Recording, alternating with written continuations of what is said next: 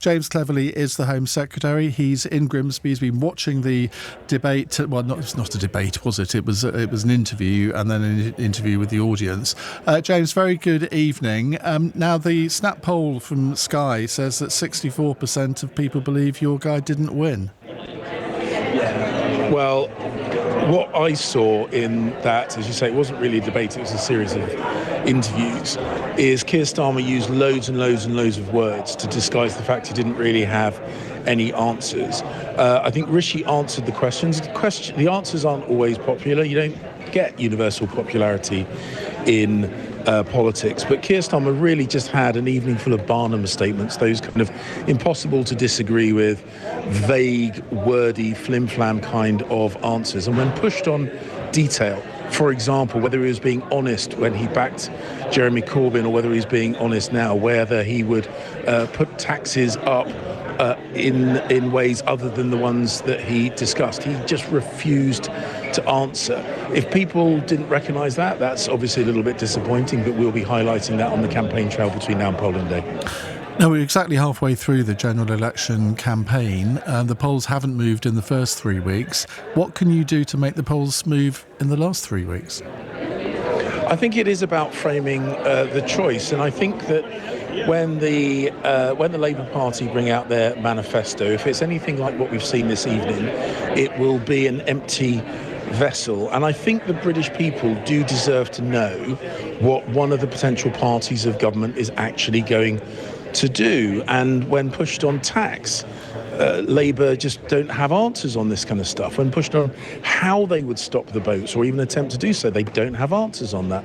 When asked what are they going to do with those children potentially displaced from private schools, they just haven't got answers on that. And at this stage, 3 weeks to go from polling day, I think it is deeply inappropriate that if the polls are right and if Labour do form the next government, I think the British people deserve to know what they've got in store. We'll be reminding them of that, and hopefully that will shift the polls. Do you honestly think, though, that you can win? Because Grant Shapps, your colleague, the Defence Secretary, said this morning he was warning about a Labour supermajority, which in effect was telling everyone that you've given up the ghost. No, look, we look at those opinion polls. You can't completely disregard those opinion polls. Although that said, they don't accord with the tone that I'm picking up on the doorstep. But the bottom line is, according to the opinion polls, Labour are heavily in the lead, and therefore I think people legitimately will think, what does that mean? And what would a big Labour majority mean in practical terms? So I don't think it's unreasonable to discuss that prospect. That said, it's not changing my behaviour. I'm still going to knock on doors in my own constituency and others. I'm still going to fight for every vote, and I'm still going to push our policies forward into people's minds, because I think we do have a strong agenda for government. And I think the Prime Minister's track record from when he was Chancellor putting forward furlough, which prevented the country from dying economically, just as the Oxford AstraZeneca vaccine was preventing them dying from COVID. The fact that we have now got an economy growing faster than other nations in the G7. The fact that unemployment has remained, thankfully, incredibly low. The fact that we have committed to 2.5% of defence spending, that we've got 20,000 new coppers and we're going to get another 8,000. All these things I am going to be talking about because, of course, I want to win the next general election, and that's what I have no doubt every other Conservative candidate and activist is working towards. How debilitating is it, though, when there are so many unforced errors in this campaign? Tonight you've got the Prime Minister's PPS apparently having had a bet on the general election date 3 days before the Prime Minister named it. You've got Andrea Jenkins having a picture with Nigel Farage on her leaflet and not Rishi Sunak, and then the Prime Minister sort of coming home from D-Day early. I mean, you must wake up in the morning thinking, what on earth can happen today that was worse than yesterday? Well, nothing.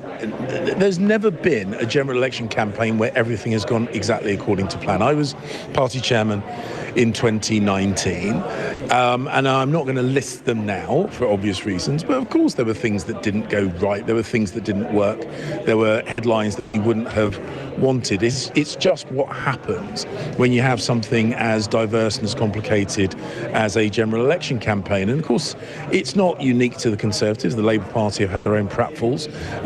Keir Starmer's inability to decide whether or not Diane Abbott should or should not be a Labour candidate until he was bullied into making a decision by Angela Rayner. The fact that when his shadow cabinet ministers go on broadcast, they're contradicting each other left, right and centre. The thing is, you have to deal, just as you do in government, you have to deal with things that don't always go right, but ultimately we've put forward a manifesto which is committed to cutting taxes to working people, making sure that the self-employed are taken out of national insurance contributions completely, that we're helping young people get on the housing ladder, we're helping families with children through the reduction of taxation on child benefit. So these are the things that we're doing, and obviously we want to highlight those things, make sure those are in the front of people's minds as they get to the ballot box. Just on the national insurance thing, and we'll wrap up after this because I know you've got other people to talk to. You cut national insurance in January. There was no sign of improving popularity for the Conservative Party having done that.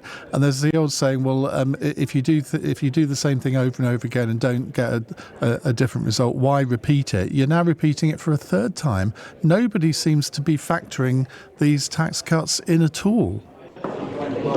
Well, I would hope that as these tax cuts filter through into people's pay slips, we would get the benefit in their minds. But the bottom line is that's not the only reason we do these things. We do them because it's the right thing to do.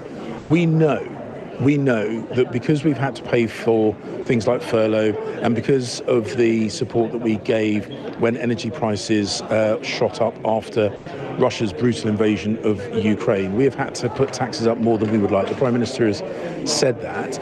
And now that we've got a grip, he has got a grip of inflation, we can actually start... I think you'll find that's the Bank of England, isn't it? Cuts.